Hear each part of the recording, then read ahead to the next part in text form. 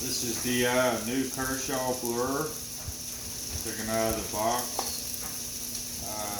Looks really good. Type metal, looks heavy duty. Really strong flip. It's got a good reaction on the auto assist. Definitely American made. It's a Ken Oren design.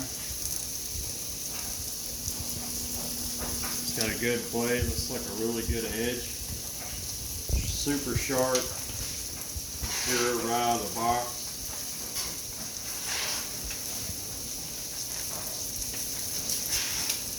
Yeah, I mean, it looks really, the edge looks really good. It's got a good weight to it also.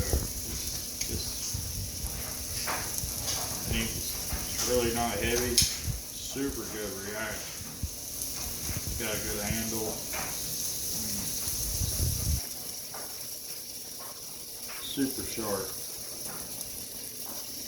Yeah, I'd say it's a really good knife, you know.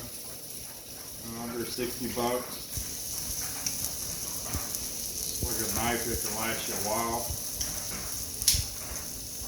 Yeah.